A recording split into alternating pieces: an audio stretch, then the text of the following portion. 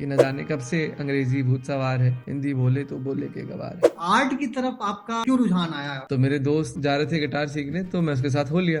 मैंने खुद को पाया म्यूजिक के माध्यम से। तो ऐसे ही गोरखपुर की ओर था, मैं अपना गाना गा बजा रहा था ट्रेन में। एक चाचा आए और बोला, ये क्या है, बाहर का इंस्ट्रूमेंट बजा रहे हो? जैसे कोई तमाचा मार के चला जाता है, वैसे ये बात कह के चले गए। गुरु की छवि ज्यादा नहीं थी मेरे जहन में। पता कि मुझे लगता था हर गुरु घंटाल ही होता है। मैं दंग रह गया। मैंने लगा कला तो देश के कोने कोने में है, मगर कलाकार अपने कोने तक सीमित है। यदि बोले तो एक ट्रिगर इंसिडेंट था, जिसके बाद ये गाना बनाया था मैंने। डिक्शनरी उठा के, इंग्लिश डिक्शनरी रटते थे अंग्रेजी शब्द, जो हाँ, मुझे जमता नहीं था बिल्कुल। मैं भी तो मुझे उन्हीं बहुत में। अजीब सा लगा। हाँ हाँ अरे, अगर हमें अंग्रेजी नहीं आती तो हम बेवकूफ, और ये तो हम शहर में रहने वाले लड़के, हाँ। जो गांव में रहने वाले, उनके साथ क्या हाल होता है।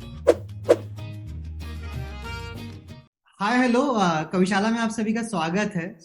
अभी रिसेंटली हाल फिलहाल में एक हिंदी बोले करके हमने गाना जो सोशल मीडिया पे बहुत किसी ना किसी अकाउंट के जरिए आप लोगों ने जरूर देखा होगा या सुना होगा।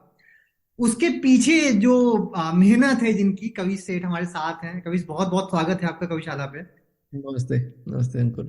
इस नई रचना, इस नए नया जो आपका आर्ट निकल के लोगों के सामने आया है, लोगों तक पहुंचा है, उसके पहले शुरुआत वहां से करते हैं कि आपकी जर्नी क्या है।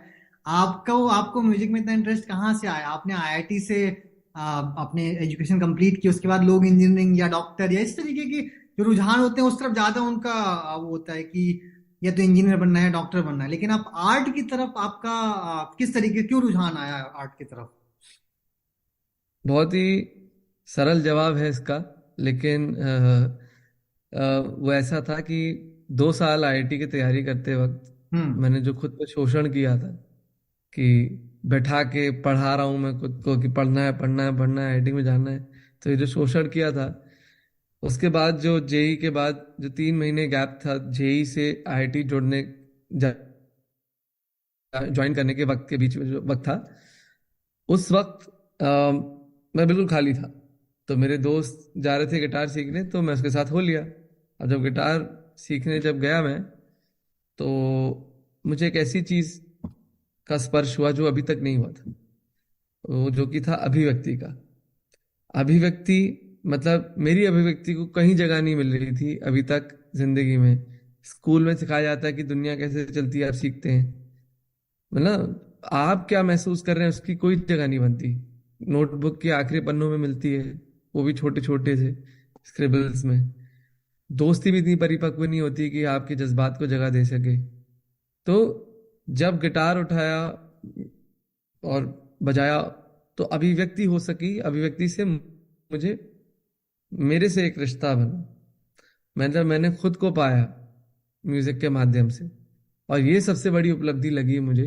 और मैं बड़े द्वंद में आ गया था कि भाई आईआईटी घुसते साथ ही मुझे इससे बड़ी चीज मिल गई, और अब मेरा पूरा मन ये इसको करने का मन कर रहा है कि मैं म्यूजिक ही करूं। मैं आईआईटी अब नहीं करना चाहता। तो बहुत द्वंद्व में रहा मैं। और लेकिन मुझे ये पता चल गया था कि म्यूजिक से मुझे बहुत बड़ी चीज मिल गई, जो कि मैं खुद हूं, जो मुझे स्टडीज नहीं कर पा रही है। तो मेरा रुझान पूरी तरह से म्यूजिक की ओर होने लगा। ये तो ये शुरुआती एकदम। जी। आपको एक आपका प्रोफाइल देख रहा था, उसमें एक जो म्यूजिकल इंस्ट्रूमेंट है आपने उसको इन्वेंट करा है, नूरी। थोड़ा इसकी कहानी बताइए हम्म। तो लोगों तक लोगों को अगर बता पाए हम कि क्या है एग्जैक्टली है, किस तरीके से इसको प्ले करते हैं और क्या होता है ये।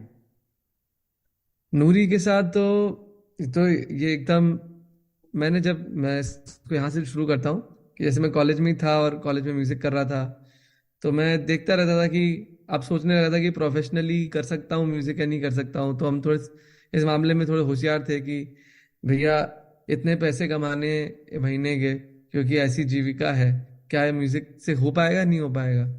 तो मैं जाता था यहाँ पे बॉम्बे के hard rock cafe blue frog में, देखता था इंडिपेंडेंट आर्टिस्ट को परफॉर्म करते हुए। तो मुझे वो भी समझ में नहीं आते थे। मुझे लगता था गंजन N' रोजेस के भतीजे आके बजा रहे हैं, और उसी के रिश्तेदार आके सुन रहे हैं। उसकी अपनी जमीन नहीं लगती थी। अब गिटार उठाया तो गिटार ही बजाने लगे, गिटार पे ही गाने बजाने लगे। तो ऐसे ही मैं, लगभग 2015 की बात है, 2014-15 की बात है, मैं ट्रेन में, अब हम गिटार से ही मैं अपने गाने कंपोज करता था। तो ऐसे ही गोरखपुर की ओर था, मैं अपना गाना गा बजा रहा था ट्रेन में। एक चाचा आए और बोला, ये क्या है, बाहर का इंस्ट्रूमेंट बजा रहे हो? मुझे देख के बोले, और मैं तो बोल के चले गए। जैसे कोई तमाचा मार के चला जाता है वैसे ये बात कह के चले गए। बात लग गई मुझे, क्योंकि बात में दम भी था। मुझे लगा था कि मैं गिटार पे कोई गाना सुनाऊं तो कोई फिरंग आके देखे बोलेगा कि ये सब तो ठीक है, कुछ इंडियन सुनाओ, मतलब सितार सरोद सुनाओ, वो इंडियन है, ये सब तो हम सुनते ही हैं। और फिर मुझे लगा कि अब यार सितार सरोद सीखूं क्या। तो कॉलेज बड़ी मुश्किल से तो कॉलेज खत्म हो रहा है, अब मैं नया स्कूल और म्यूजिक ज्वाइन करूं, मतलब किसी को गुरु बनाऊं। अब हमारी छवि में, मतलब गुरु की छवि ज्यादा नहीं थी मेरे जहन में। होता है कि मुझे लगता था हर गुरु घंटाल ही होता है। मुझे लगता था कि गुरु गुरु को अपनाया तो गुरु, अब गुरु को कहीं घूमने जाना तो उनको स्कूटर से लेके घुमाओ, उनकी बेटी की शादी में फूल लगाओ, ये सब अब नहीं हो पाएगा मुझसे। तो मुझे ये भी डर था। तो मुझे लगता कि क्या मैं अपना इंस्ट्रूमेंट बना सकता हूँ जिसकी आवाज भारतीय हो और प्लेबिलिटी गिटार जैसी हो। यहाँ से ट्रिगर हुआ। उसके बाद मैं बनारस गया तो शास्त्रीय संगीत से परिचय हुआ। मतलब मेरे दोस्त लोग अपने गुरुओं के साथ बिठाया मुझे, मैंने उनसे सीखा। और मतलब देख देख के सीखा, शिक्षा दार्शनिक ही होती है तो देख देख के सीखा। फिर इसराइल गया था एक गिग के लिए, तो वहां पे तुर्की कलाकारों से मिला। तो मुझे लगने लगा कि एक ऐसा वाद्य बने जो भारतीय और अरबी और हर म्यूजिक को बजा सके। तो इसमें कॉर्ड्स बजा सकते हैं आप, श्रुति वादन कर सकते हैं, और मकामत म्यूजिक बजा सकते हैं जो कि अरबी म्यूजिक है। ये सब कर सकते हैं। ओके, मैं एक चीज और देख रहा था, जुबान क्या है? आपने जब आईआईटी की डेज थे तो कुछ जुबान के बारे में थोड़ा बताइए। मैं पढ़ रहा था कि आपका इससे भी कुछ हम्म। कनेक्शन है, कोई प्रोजेक्ट था आपका, क्या कनेक्शन था? ये है कि कनेक्शन यूं है कि अब जब मुझे लगने लगा था कि मुझे इंडिपेंडेंट म्यूजिक ही करना है, और उसकी इतनी ज़्यादा रीच नहीं है इंडिपेंडेंट म्यूजिक की। मतलब मुझे दिख गया था कि अगर इंडिपेंडेंट आर्टिस्ट बने रहूंगा तो शहर की आर्टिस्ट बना रहूंगा, 3 साल के बाद खत्म है मेरी करियर, मुझे कुछ हम्म। और करना पड़ेगा। तो वो क्यों? क्योंकि रीच ही नहीं है, वेन्यूज ही नहीं है ज़्यादा। तो मुझे लगा कि यार मैं गांव गांव जाऊंगा, मैं गाने सुनाऊंगा अपने। तो जब मैं गांव गया तो मैंने अपना गाना सुनाया वही हैंडपंप के किनारे। तो कुछ गांव वाले इकट्ठे हुए और उन्होंने बोला कि भैया यहाँ एक और आर्टिस्ट है, आप उनसे मिल लेंगे। तो मैं उनसे मिलने गया। उनका नाम भोला राम था। तो उन्होंने कुछ अपने गाने सुनाए हारमोनियम में। मैंने बोला ये तो बढ़िया, अच्छे हैं, अच्छे गाने हैं। किसके हैं? तो बोला मेरी खुद की रचना है। मैं दंग रह गया। मैंने बोला यार कला तो देश के कोने कोने में है, मगर कलाकार अपने कोने तक सीमित है। तो मुझे समझ में आया कि हर एक इंडिपेंडेंट आर्टिस्ट एक लोकल आर्टिस्ट है। मेरा मोहल्ला है, उनका मोहल्ला है। तो अगर मैं आपके मोहल्ले और आप मेरे मोहल्ले आए तो हम मोहल्ला बड़ा कर सकते हैं। तो यही एक मुहिम थी जो शुरू करी जुबान के तहत, कि एक कलाकार दूसरे क्षेत्र में जाए, दूसरे से कोलैबोरेट करे, नए गाने बनाए और वहां परफॉर्म करे। तो हमने लगभग 10-10 म्यूजिकल सीन्स, जैसे 18 म्यूजिकल सीन्स है जो आइडेंटिफाई किए थे भारत में। उसमें से 10 म्यूजिकल सीन्स में इंटरवेंट, मतलब गिग्स किए, परफॉर्मेंसेस किए, कोलैबोरेशंस किए। ये किया जुबान में। तो ये बड़ा जबरदस्त, इससे बहुत नींव बनी मेरी। लगभग 70-72 शहर गांव में जाके परफॉर्म, कोलैबोरेशन, ये सब हुआ। वो सब हुआ जुबान के तहत ही। अभी ओके। बहुत बाकी है पर। हाँ। जी। अच्छा, हिंदी बोले पे आते हैं हम, क्योंकि अभी आपने रिसेंटली ये लॉन्च किया है, तो मैं इसकी एक तो कहानी दर्शकों के लिए आपसे जानना चाहता हूँ कि पूरा मेकिंग का प्रोसेस क्या था। क्योंकि आप लिखने के बाद कंपोज करना, म्यूजिक, बहुत सारी चीजें इन्वॉल्व होती हैं। एक हमें हमें हम तक पहुंचता है एक गाना, बट इसके पीछे जो मेक बनाने में पूरी पूरी मेहनत लगती है, जद्दोजहद लगती है, वो दर्शकों तक बहुत पहुंचना बहुत जरूरी है। तो आपने इसको किस तरीके से क्रिएट करा, वो मेकिंग ऑफ आपका जो था प्रोसेस क्या था इसकी मेकिंग का? तो मेरे एलुमनाई का बुक लॉन्च था स्टार्टअप्स पे, और क्रॉसवर्ड में था साउथ बॉम्बे। जो यहाँ पे साउथ बॉम्बे अगर आप जानते हैं तो एक बहुत विलायती जैसी जगह है। सब जी। लोग ऐसे किस्म के लोग रहते हैं। तो मैं चला गया, मुझे भी सीखना था कि भाई कैसे चलते हैं स्टार्टअप्स। मैं कब तक सड़कों पे गाऊंगा बजाऊंगा, गाँव में गाऊंगा बजाऊंगा। तो मैं सोचा कि जाके सीखते हैं। तो जब हाँ। मैं गया, मैंने अपने बैचमेट्स को देखा, सीनियर्स को देखा, कॉर्पोरेट जनता को देखा। Q&A सेशन शुरू हुआ, मैं क्यू में लग गया। मुझसे पहले किसी ने हिंदी में सवाल कर लिया। अब हिंदी में का सवाल कर लिया, सब लोग पीछे मुड़ के देखे, भैया ये कौन हिंदी में बात कर रहा है। तो ये सब मेरे बैचमेट्स थे, सीनियर्स थे। मुझे बहुत अजीब सा लगा। मुझे याद आया 4th ईयर में सब लोग डिक्शनरी उठा के इंग्लिश डिक्शनरी वगैरह रटते थे, अंग्रेजी शब्द जो हाँ। मुझे जमता नहीं था बिल्कुल। मैं भी तो मुझे उन्हीं में बहुत हूँ। अजीब सा लगा। हाँ हाँ अरे, तो मुझे बहुत अजीब सा हाँ। लगा कि यार ये क्या हो रहा है फिर से। मुझे भी सवाल करना था, मैंने नहीं किया, मेरी हिचक बढ़ गई, मैं वहां हम्म। से निकल गया। अब मैं निकल गया तो मैं इस कैफियत में था कि भाई मैं क्यों निकला। मुझे पूछना चाहिए था सवाल, हाँ। मुझे करना चाहिए था अपना। तो मैंने खुद को सजा देना सही समझा, मैं उतर गया लोकल ट्रेन से, और मैंने पैदल चलते चलते ये गाना लिखा कि न जाने कब से अंग्रेजी भूत सवार है, हिंदी बोले तो बोले के गवार है। तो ये क्योंकि मैंने बहुत जगह अपनी जिंदगी में इसको एनकाउंटर किया था, स्कूल में भी किया था, खाते वक्त भी किया था, मतलब कॉलेज में भी करता था। मतलब ये इतनी आम बात, हमने इतनी इंटरनलाइज कर ली थी इस चीज को, हम्म। कि अगर हमें अंग्रेजी नहीं आती तो हम बेवकूफ हैं। और ये तो हम शहर में रहने वाले लड़के हैं। जो हाँ। गांव में रहने वाले हैं, उनके साथ क्या हाल होता है। तो बहुत ही बहुत ही बुरा हाल होता है। तो ये गाना मैंने वैसे सड़क पे चलते चलते बना लिया। अब उसके बाद जब मैंने गिटार उठाया, मैं गिटार पे कंपोज करता था, तो मैं गिटार पे मैंने गाने खूब जगह गाए। फिर मैं बनारस जब पहुंचा जुबान के सिलसिले में, जुबान प्रोजेक्ट में, तो मैं भोजपुरी कलाकारों के साथ बैठा। तो हम्म। उनके साथ जब बैठा तो हारमोनियम, ढोलक, तबला के साथ बैठा, तो मुझे जब सुना मैंने गाना उसके साथ, मुझे लगा अरे इस गाने को अपनी जमीन मिल गई। हाँ। फिर टिमरनी गया, तो टिमरनी में और कलाकार थे, तो मैंने सोचा था इस गाने को जब रिकॉर्ड करूंगा तो बेस गिटार, हारमोनियम, ढोलक करके होगा।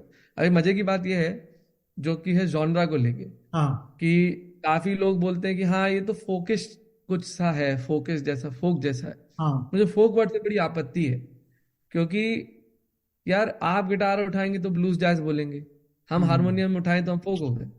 आप शहर में गाए बजा रहे हैं तो इंडी हैं, हम गांव में गाए बजाएं तो हम फोक हो गए। क्या हम्म। सारे जॉनरा का जन्म अमेरिका में हुआ है? मतलब भारत में कोई जॉनरा नहीं है क्या? तो कजरी, चैती, ठुमरी, डायरो, ये सब क्या है? गजलें, कव्वाली, ये सब क्या है? तो बलिया के पत्रकार हैं, उन्होंने बहुत अच्छी बात कही थी। उन्होंने कहा था कि गीत तो कलाकार गाता है, लोग जब साथ आते संगीत हो जाता है। हम्म। ये संगीत हो जाना ही एक जॉनरा होता है, कि कैसे लोग साथ आ रहे हैं। आप रॉक कॉन्सर्ट अलग तरीके से अटेंड करते हैं, हम्म। गजल अलग तरीके से अटेंड करेंगे, ठुमरी अलग तरीके से देखेंगे। तो इन सब की अपनी अपनी जगहें हैं समाज में। तो आप इन सबको आप फोक कह दो, तो ये तो वही बात होगी कि गुड़गांव में रहने वाला हर वक्त हर बंदा गुड़गांव, मतलब जैसे बम्बई में रहने वाला हर बंदा बम्बैया है। हम्म। अ, तो ये तो गलत बात हो गई नहीं, तो पहचान पे प्रहार है। तो मुझे उस वक्त हमें इससे बचना होगा, हमें फोक से कहना, फोक मतलब हर म्यूजिक को, भारतीय म्यूजिक को फोक कहने से बचना होगा। ये फोक हम्म। है, क्लासिकल, सबके अपने नाम है, सबकी अपनी पहचान है। तो इसीलिए मैंने इस गाने के जॉनरा का नाम, मुझे मिल नहीं रहा था कहीं, तो चौपाल या चबूतरा रख दिया। लेकिन चबूतरा एक ऐसी जगह होती है जहाँ पे हम्म। आप सामाजिक भावनाओं को व्यक्त करते हैं। हम्म। तो अब सामाजिक भावना ही है ये। तो हमने वहां पे आके सब लोग मिल बैठ के गा रहे हैं, तबला ढोलक बजा रहे हैं, पूरा हाँ। चल रहा है माहौल मस्ती वाली।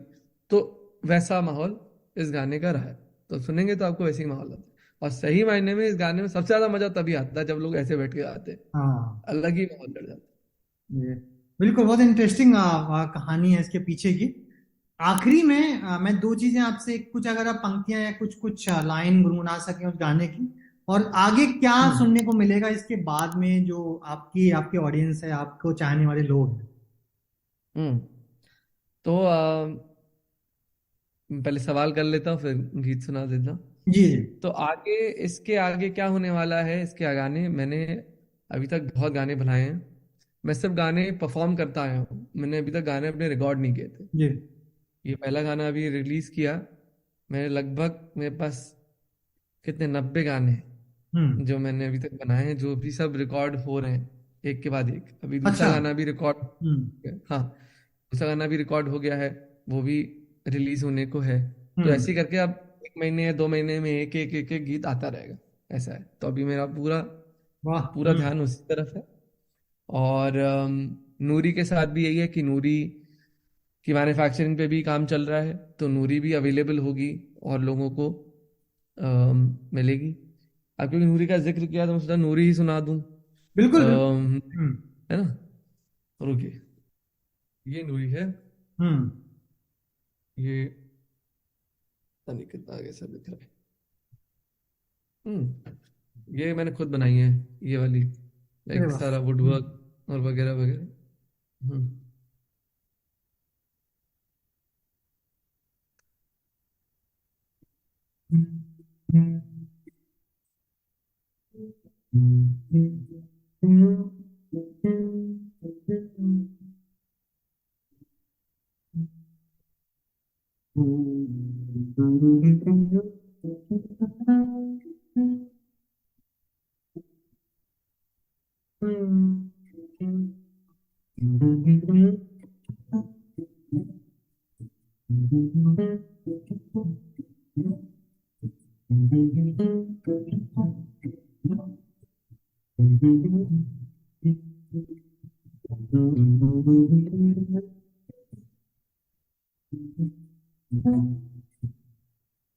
तो जैसे ये ऐसे भी बचती है, मतलब अच्छा आपको दिख नहीं रहा होगा इसमें, तो इसमें कॉर्ड्स भी बच सकते हैं,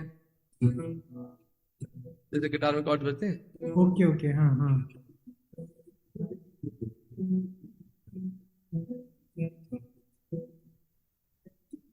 जैसे कॉर्ड्स हो गए, अगर आप श्रुति वादन करना चाहते हैं सरोद जैसा, हम्म।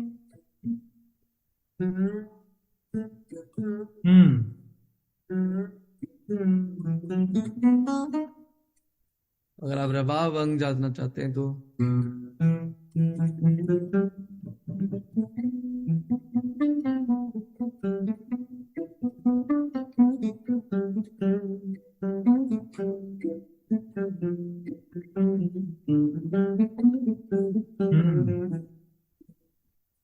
और आप इसको ऐसे भी बैठ के बजा सकते हैं, जैसे अम,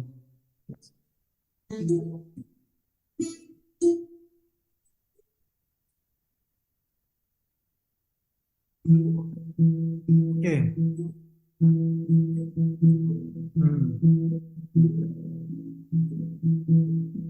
ऐसे जैसे आप गा सकते हो। तो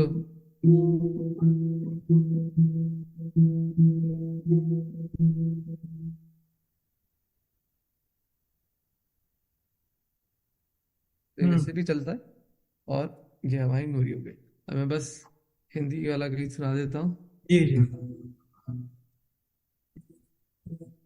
आपको कैमरा थोड़ा ऊपर करना पड़ेगा। हाँ। ठीक, हाँ।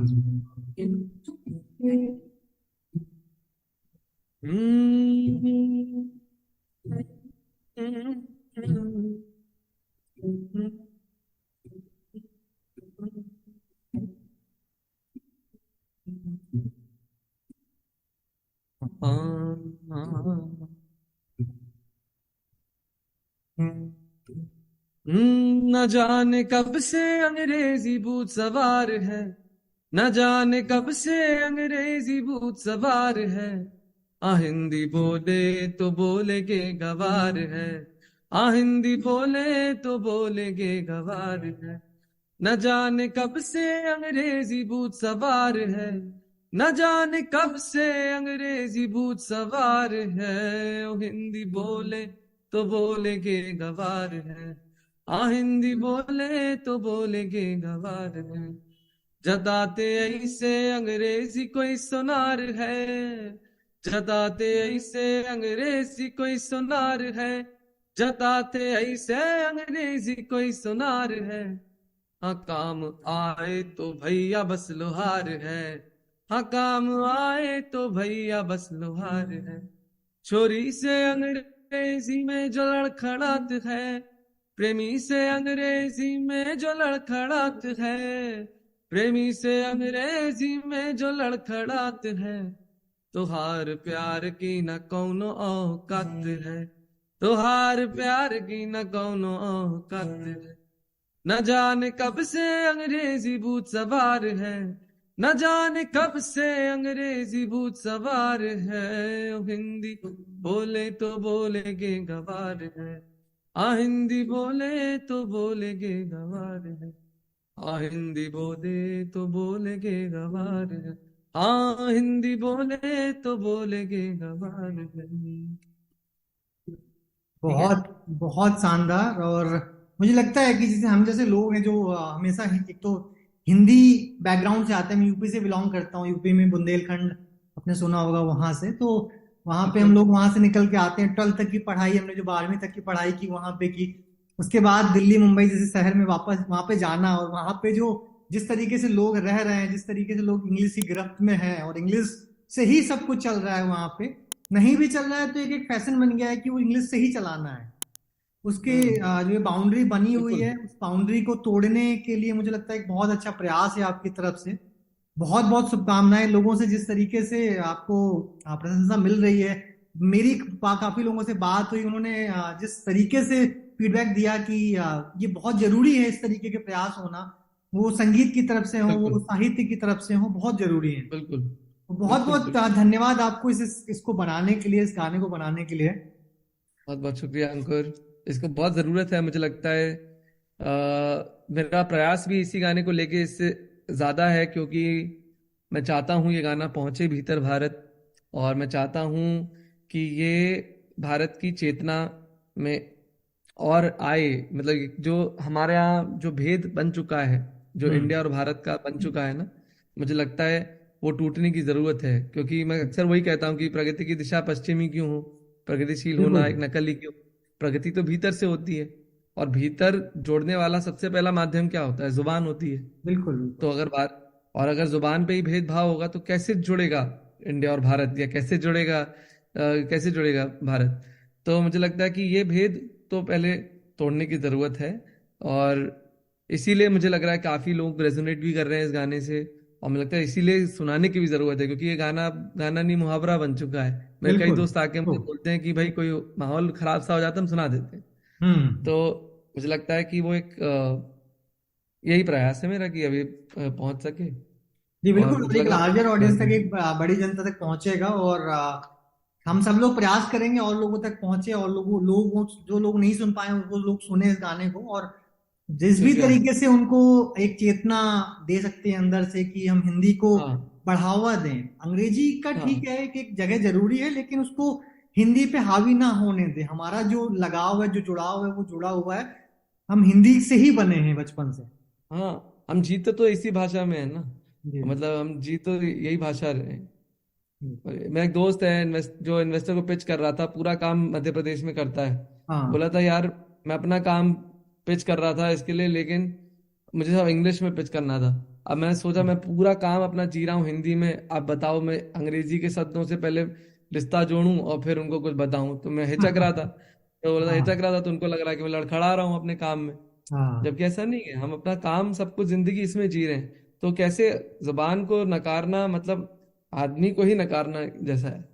तो ये तो नहीं बिल्कुल। करना और चाहिए। मेरी बहुत लोगों से बात होती है कि वो हिंदी के लिए ही काम कर रहे हैं, लेकिन जब मीटिंग्स होती हैं या कोई पिच चल रहा होता है, कुछ भी इस तरीके के डिस्कशंस हो रहे होते हैं, वो 10 लोग अगर हिंदी के प्लेटफॉर्म बना रहे हैं या हिंदी के लिए काम कर रहे हैं, लेकिन जो उनका इंटरनल खुद का पिच होता है वो सारा इंग्लिश में होता है। तो इस बाउंड्री को हम्म। तोड़ना बहुत जरूरी है, और इस तरीके के प्रयासों से ही तोड़ी जा सकती है ये बाउंड्री, मुझे लगता है।